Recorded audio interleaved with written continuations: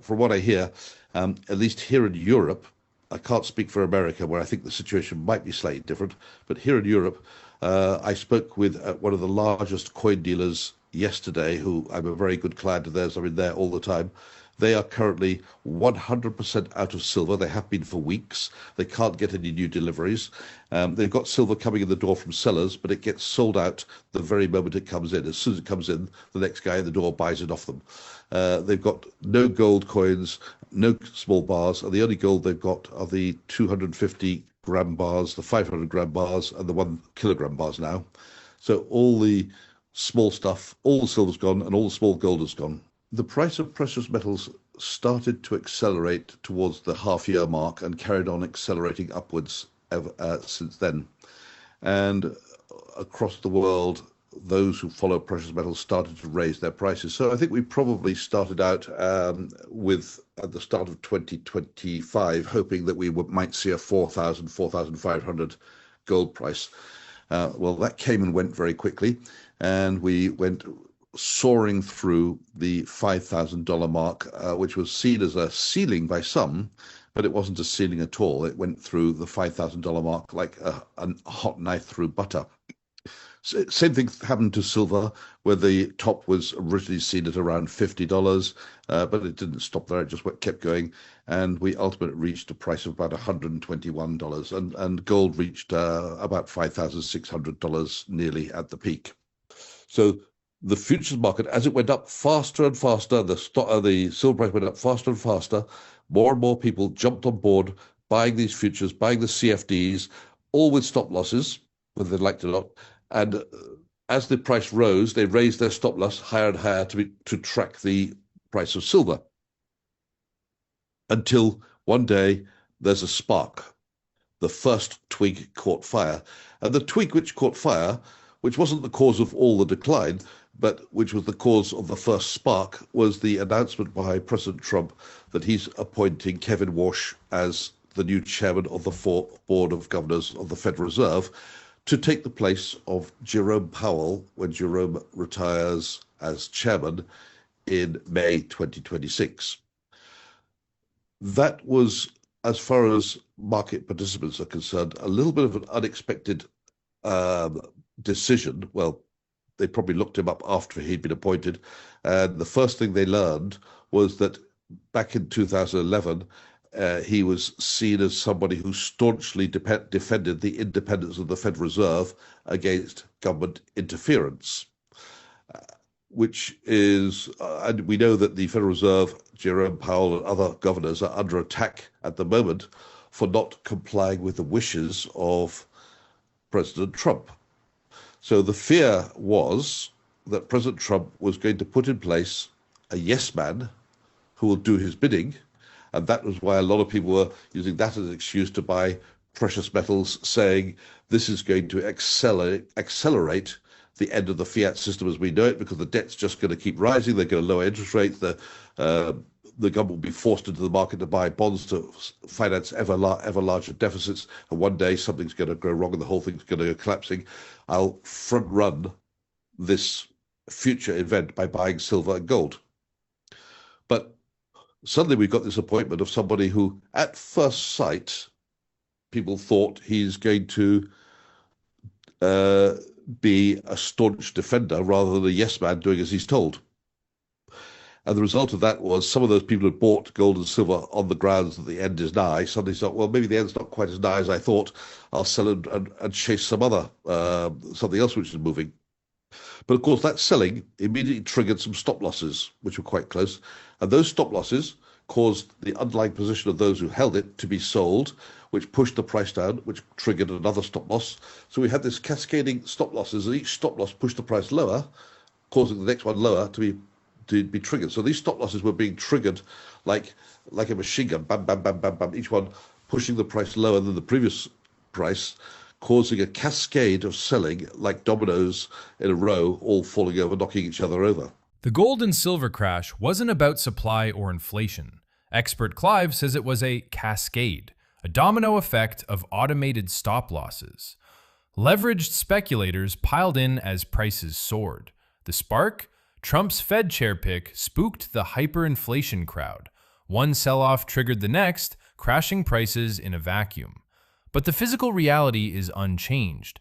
Demand still crushes supply, above-ground stock is gone, and European dealers are out of silver. Well, I've done the maths on, I haven't got very far. I've about 10 mining stocks I've looked at so far. And my conclusion is that most of those 10 are very undervalued at the current price, assuming that the metals prices stay where they are. Let's call it $90 for silver, and let's call it $5,000 for gold. If those prices stay where they are, these companies could be, most of them are undervalued by more than 100%. In other words, the upside could be more than 100% when we're looking out a year and a half down the line, when those earnings are fully coming in based on the higher price. But it wasn't all of them. I think out of the 10, there were 2 where I reached the conclusion they would in fact be overvalued if the price stays stable at the present level. But of course, if the price continues upwards, they won't be overvalued. So when I say over, the 2 which were overvalued, it wasn't very big. I can't remember, perhaps 5 to 10% too expensive. And that was based on a very best guess. And I used quite conservative multiples when I was looking at. I was using a price earnings ratio of 10 times earnings. I could have easily used 20 times earnings and come to the conclusion that they're worth, the ones which I said are overvalued are actually worth twice as much as their share price. So it was because I was being conservative. I still got 8 seemingly undervalued and 2 which are seemingly overvalued a little bit. But that's the first part of the equation. I think that they are, based on the future earnings per share, if the metal prices hold, very extremely undervalued. You only need for the prices to stand still to reap those rewards, assuming the multiples stick at around 10 times. And by the way, the multiples at the moment are more like 22 times. The second thing to know, and this sort of goes with the first thing, is the last reported results of all these companies would have been for the quarter from June 25 to September 25. We don't yet have the results of any of these companies for the full year 2025, which would include the last quarter from September to December. Now, we know that the gold and silver prices in the last quarter of 2025 were considerably higher than the gold and silver prices in the quarter which has already been reported. That's the quarter ended September. So I'm pretty sure that when they report the end of the year results, we'll be seeing a higher profit for the quarter ended December 25 than for September 25, and a higher profit for December 25 than for the quarter ended December 24. I also think if the prices hold, the March profits are going to be higher than the December profits, and probably for June as well. And that's assuming the price of the metals doesn't change one iota from here. A strong recovery in the days, weeks, months, and year which follows. And as far as silver is concerned, on the 2 out of 3 occasions when it does continue upwards after the drop, it's up very, very sharply from before the drop. I think the average figure was about 38%. But we mustn't forget, 1 out of 3 occasions, it doesn't rise after a 5% drop, it continues falling. The biggest difference is the supply-demand equation. Back in 2011, there was a lot of surplus silver, and more silver was coming out of the mines than was being consumed by industrial use. For the last 4 or 5 years, industrial usage of silver has been exceeding mined supply. And the difference has been coming from the above ground stocks of silver, all these people who bought silver in the decade before, since 2011, hoping it would get back to $50. And so there's an awful lot of silver above ground, which has been recycled when it was needed, which started about 5 years ago when the mine production wasn't sufficient. The difference was met by dishoarding of hoarded silver, recycling, if you like. So what silver got recycled first? Well, it was the weakest holders, the ones who'd been waiting for years, they'd probably already got a slight profit. So as the price started to rise, some of those weakest holders, you could call them paper hands, if you like, the paper hands started to sell to supply the shortage in the market. And that shortage has continued year after year, and the differential between mine supply and industrial use has been getting bigger, industrial use exceeding mine supply. So more and more silver has to be recycled or dishoarded to meet that demand. And given that the weakest sellers have already sold out, that leaves people who are slightly stronger in terms of holding. So what that means is the price was starting to get squeezed higher to entice them to sell. And then, of course, we were at the point where the only holders left seemed to be diamond hands and the new speculators who had come in the last few months, the ones who were buying the contracts for difference at the last minute. So the diamond hands weren't selling anyway, and the speculators were buying up all the silver on leverage. So there was no silver available, and the consumers of silver, the large factories, the industrial users, the solar panel manufacturers, the motor car manufacturers, the electronics industry, perhaps the defense industry, were more than likely saying, we can't rely on just-in-time delivery of silver anymore because it seems there might be some sort of shortage. Let's just get a little bit more stock. But the fundamentals for silver and for gold has not changed. All the things we knew about before are still there. In other words, industrial demand still exceeds supply. The geopolitical situation hasn't gotten any better. Uncertainties around everything from tariffs to taxes to what's going on hasn't changed. The levels of government debt are not being addressed. They're reaching proportions which we know will be they are already unsustainable. So it's only a question of time before something goes wrong somewhere in the world. Could be in Japan, for example. But at one point, we could have a complete meltdown in government bonds because the only solution left to pay that debt is an inflationary solution.